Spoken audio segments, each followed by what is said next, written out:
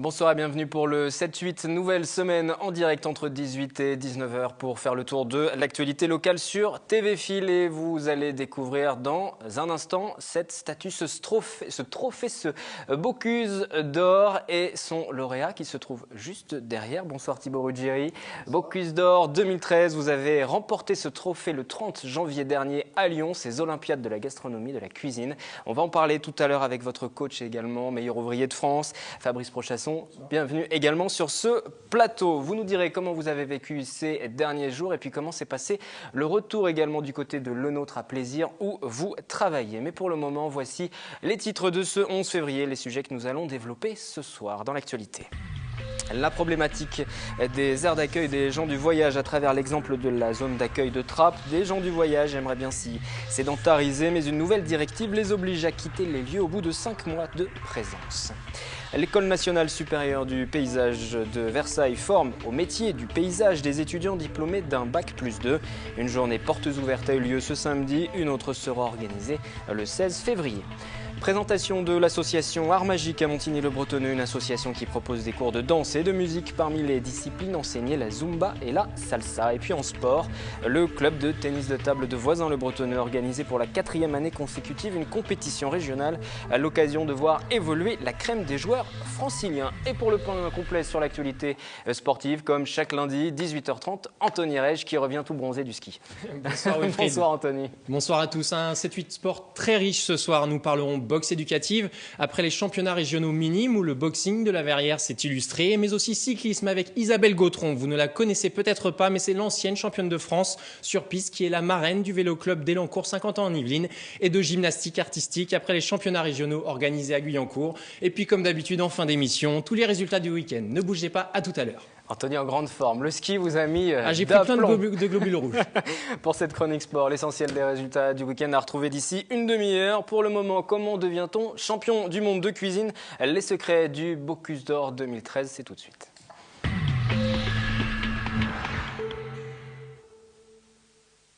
Thibaut Ruggieri et Fabrice Prochasson donc sont les invités de cette édition du 7-8. Si vous nous rejoignez en direct, champion du monde de cuisine à Lyon le 30 janvier dernier. Vous le savez d'ailleurs, si vous nous avez suivis sur cette antenne, nous vous avions donné les résultats en direct, le palmarès de ces véritables Olympiades. Vous allez découvrir le chiffre d'ailleurs de cette édition.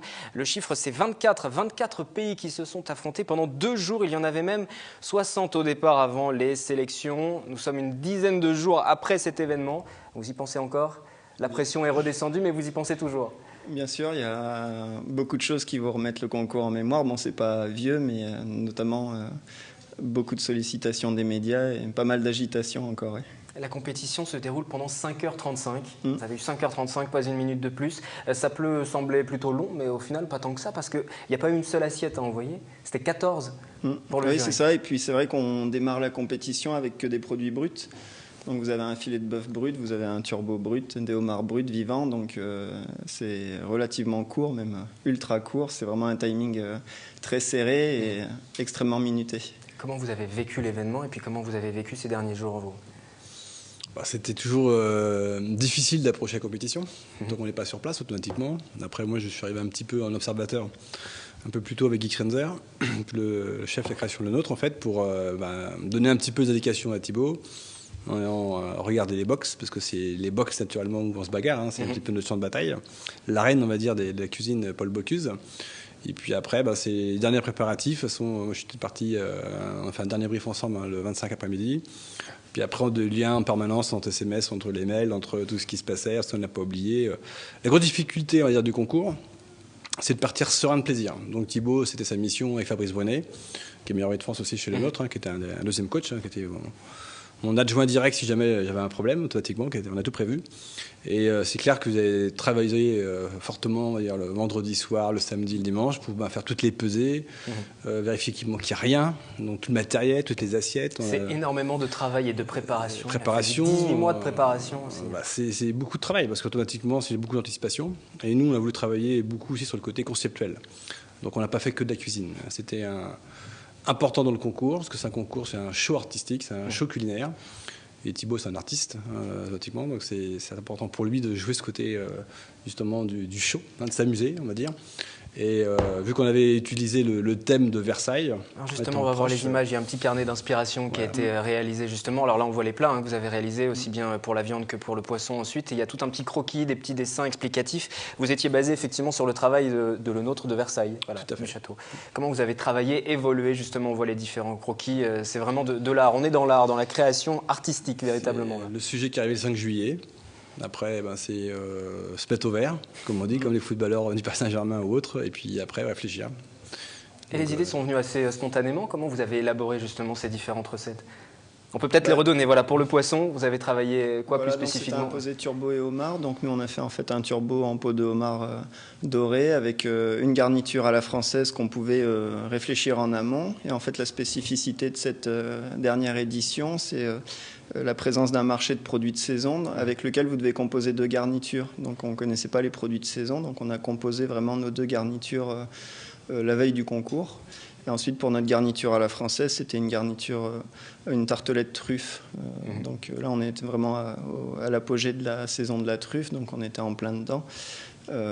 Voilà, grosso modo. Typiquement français. Et puis, rappelez-vous, on avait fait déjà un petit marché en exercice, parce qu'on avait anticipé déjà un petit peu sur la région. Effectivement, nous étions venus vous voir, on avait rediffusé ce reportage lors de votre victoire, lors de la préparation du côté de plaisir, puisque l'entreprise Le Nôtre France est basée sur plaisir. Donc cette première place, ce trophée, ce podium, vous aviez terminé 5e pourtant lors de l'épreuve européenne. Ça vous avait mis une petite pression supplémentaire? Ou peut-être en tout cas enlever de la pression, peut-être, oui. Effectivement, l'objectif pour la sélection européenne, c'était de terminer dans les 5 premiers, sachant qu'on a eu un laps de préparation qui était le plus faible, enfin le plus court de tous. On a eu, entre la sélection française et Europe, on a eu 9 jours et encore pour se préparer, donc on y allait un peu pour se qualifier avant tout. C'est vrai que pour nous, le vrai enjeu, c'était la finale monde, où là, on repartait tous avec la même donne, le même règlement, et tout le monde était... prenez connaissance plutôt du règlement en même temps. On va voir cette photo du podium de cette première place obtenue. À vos côtés, les représentants du Danemark et du Japon. Le Japon qui est d'ailleurs présent à chaque finale depuis le début de la compétition. C'était en 1987. Ce sont des nations qui s'imposent de plus en plus véritablement sur la scène mondiale de la cuisine. Parce qu'en France, on est chauvin. Quand on dit cuisine, on ne pense pas Danemark ou Japon. Ou alors pour les sushis peut-être, mais il n'y a pas que ça. Ce sont des pays qui progressent véritablement. C'est des pays qui ont conçu s'adapter au règlement des concours. Mettre en place des équipes techniques, je dirais pratiquement, des directions techniques de cuisine, qui prennent les meilleurs Français aussi, d'autres meilleurs maîtres de France. Donc il y a Romuald, qui est un ami personnel, qui était l'entraîneur aussi on va dire, du Japon. Donc automatiquement, l'expertise est utilisée grâce à nos champions français aussi. Et puis après, je pense que c'est des pays qui aiment bien se bagarrer. Si on prend le Danemark, c'est des Vikings avant tout. Donc ils sont envahis l'Europe et le monde entier, on va dire. Vous avez gagné la compétition il y a 2 ans. Il y a 2 ans, tous les 2 ans, le Bocuse d'Or. De toute façon, le Danemark était dans les favoris. Bon, beaucoup de gens avaient critiqué en disant cette année, ils vont faire 8e ou 9e. Moi, j'étais persuadé qu'ils seraient là, parce qu'on les connaît bien. Nous, avec Thibaut, on a vraiment bien communiqué avec eux, avec leur coach, avec l'ancien candidat vainqueur, et on savait qu'ils seraient présents. Après, un concours reste un concours, et ce jour-là, c'est toujours difficile, et il y a le climat dans le box qui est très important, il y avait beaucoup de courants d'air, il faisait froid, il y avait du chaud. Donc, parce que vous êtes dans des box, 18 mètres carrés à peu près chacun. C'était difficile, il y avait une hauteur importante cette année. Et tout ça, il faut anticiper, il faut préparer, et il faut avoir les bonnes infos pour justement veiller que tout parte bien. Je pense que là-dessus, nous on a travaillé beaucoup là-dessus. On n'a pas travaillé comme que la cuisine, on a vraiment travaillé sur l'ensemble des dossiers. Et tout ça a permis à Thibaut de travailler dans de très bonnes conditions. Après, c'est à lui d'effectuer la recette, naturellement. Ça, c'est son travail. Plutôt bien réussi. Le jury l'a plutôt apprécié, voilà, justement. Exactement. C'était super et nous, on est très contents. Et puisqu'on parle de ces différentes cuisines du monde, on fait juste une petite parenthèse. Nous sommes allés à votre rencontre aujourd'hui. Notre question du jour, quelle cuisine du monde vous intéresse, vous passionne? Quel type de cuisine recherchez-vous? Asiatique. Et pourquoi? Parce que plein d'arômes, d'épices, on peut travailler pas mal les aliments, c'est très fin, c'est de la cuisine très fine, on digère bien, donc c'est plutôt pas mal. Toutes les cuisines du monde, je suis très curieux, moi. Très gourmand, très gourmet, donc très curieux. Je voyage beaucoup, donc j'apprécie toutes les cuisines du monde. J'aime bien la cuisine asiatique, oui. Tout simplement, ça change de la routine. Au lieu de pâtes, beefsteak, les grands classiques, la purée, etc. C'est quand même plus sympa, des petits nems de temps en temps, avec des sauces orientales. La cuisine japonaise, pour son côté, je dirais, diététique, qui fait pas grossir, et voilà. Française, quelle raison la cuisine française? Parce que je suis habitué. Et puis après, la chinoise. Hein. La cuisine asiatique, parce que ça a des saveurs complètement différentes par rapport à la nôtre, et puis ça se fait rapidement, ça se mange bien sans problème. La cuisine asiatique qui passionne les Saint-Quentinois, les Yvelinois, ça vous surprend pas? Pas plus que ça? Pas plus que ça, parce que bon, moi je voyage beaucoup depuis une quarantaine d'années, on va dire, depuis tout petit, on va dire, dans le monde entier. Et depuis, on va dire, 30 ans dans le côté professionnel. Et la première cuisine mondiale, de toute façon, qu'on fait les vraies recherches aujourd'hui, c'était comme la Chine qui l'avait créée. En plus, c'était pas vraiment une cuisine, c'était associé à la médecine. Et on consommait pour se guérir, ou pour grandir, je dirais, pour évoluer dans la vie. Donc, ce qui fait qu'aujourd'hui, cette culture du bien-être, d'une cuisine saine, assez équilibrée en règle générale, pas trop grasse, avec beaucoup d'éléments, beaucoup de vitamines, beaucoup d'oligo-éléments et beaucoup d'herbes et d'épices, permet une cuisine que tout le monde peut accepter. Même si on ne la connaît pas. Après, culturellement, c'est difficile parce qu'en Chine, il y a plein de régions. On connaît principalement 9 grandes régions chinoises en cuisine, mais il y en a plus de 18 en fait. Et après, si on va sur le Vietnam, si on va sur le Laos, Cambodge, donc chacun peut décliner à sa façon ses cuisines, sa mode de consommation, suivant aussi ce qu'ils ont en disponibilité. Mais ces gens-là, ont une culture du partage. Alors, on est en plein nouvel an chinois en ce moment. Moi, j'ai participé ce week-end. Et c'est clair que je pense que la victoire du Japon au Bocuse d'Or n'est pas une surprise. Victoire, je parle d'avoir une médaille. Pour eux, c'est important que l'Asie soit représentée avec une médaille de bronze, c'est exceptionnel. Et je pense que de voir un Chinois monter sur un podium Bocuse d'Or, ce sera possible donc peut-être dans 10 ans, 12 ans, 14 ans. Donc, Et vous êtes intarissable sur l'histoire de la cuisine à travers le monde. On pourrait presque faire une émission spéciale juste sur ça. Avec plaisir. On va quand même revenir sur ce palmarès et sur ce premier prix que vous avez décroché. Je voudrais tout de même savoir votre sentiment quand vous avez reçu ce Bocuse d'Or des mains de Paul Bocuse, puisqu'il était présent et vous l'a remis. On va tout de même revoir là, justement la photo de Paul Bocuse, rappeler son CV. C'est 3 étoiles au guide Michelin depuis 1965, cuisinier du siècle, pape de la cuisine, chef du siècle aussi. Ce sont tous les titres et les surnoms qui lui sont attribués. Vous avez ressenti quoi? Un grand moment de fierté peut-être? Oui, un grand moment de fierté, c'est évident. C'est vrai que jusqu'à l'aboutissement du palmarès, rien n'était joué, parce qu'il y avait beaucoup de grosses équipes.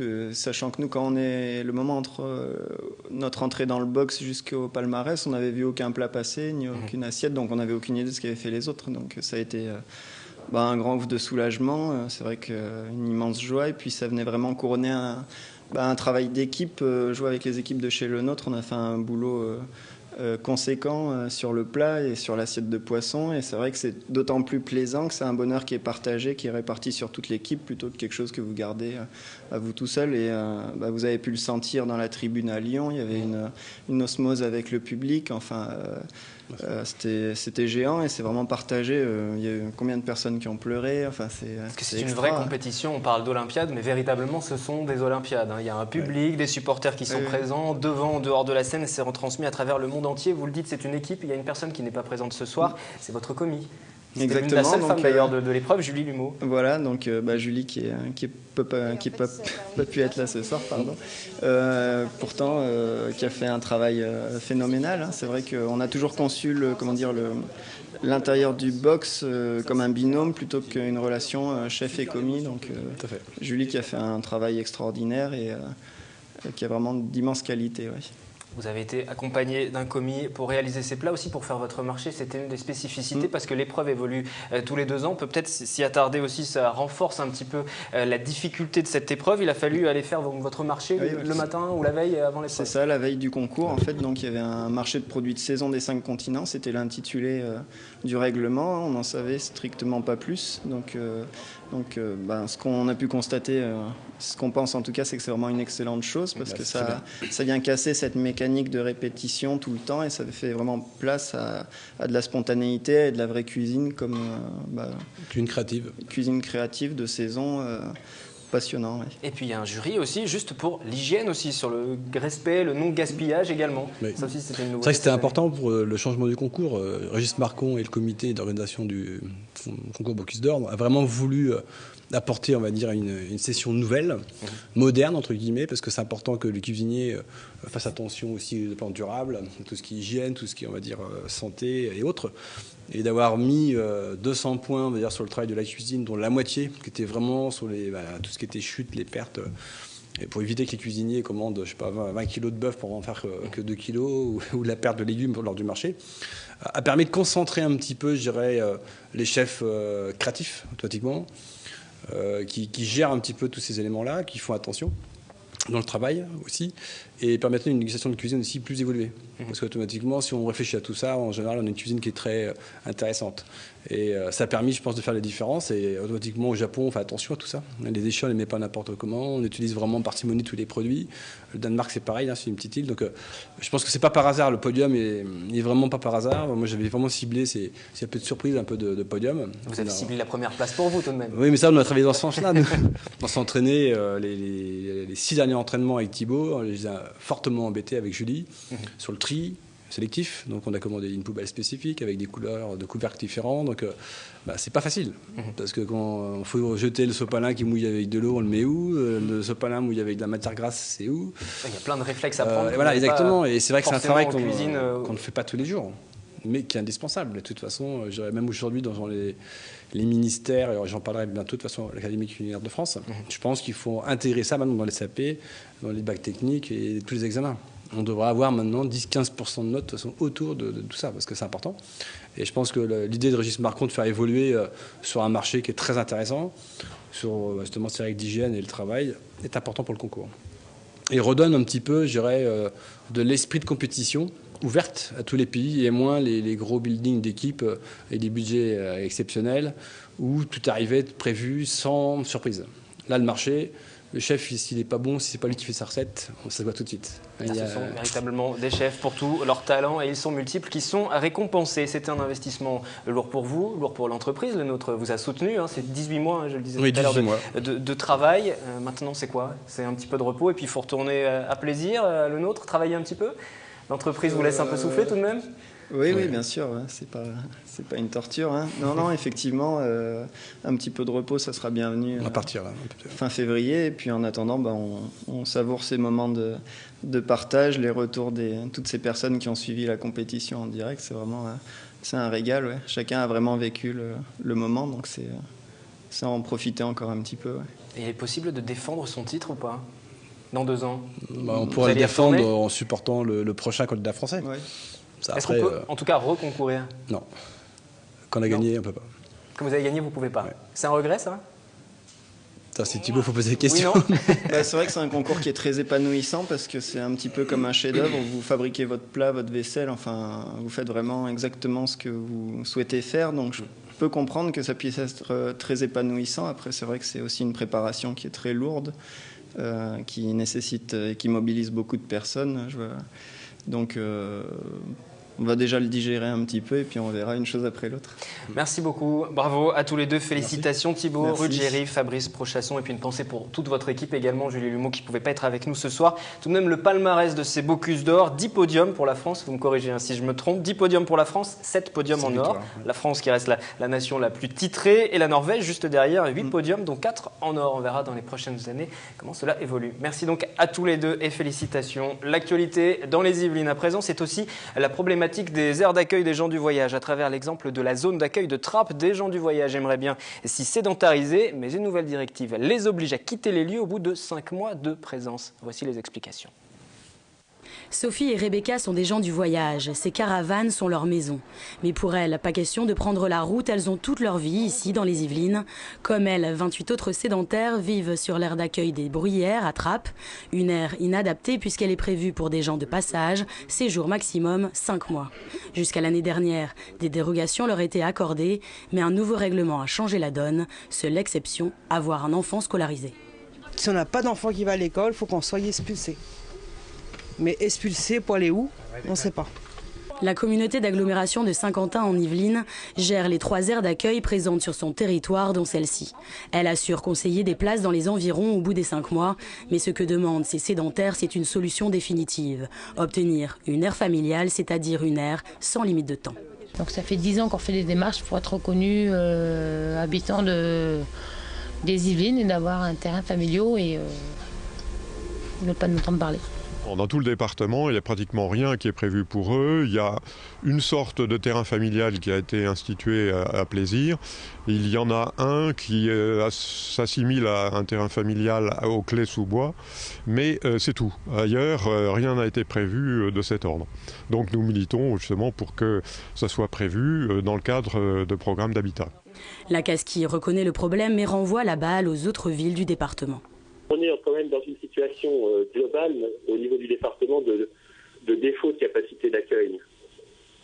Et je pense que cette question de la mobilité se poserait en d'autres termes si effectivement l'ensemble des communes avaient réalisé des aires d'accueil similaires à celles de Saint-Quentin-en-Yvelines.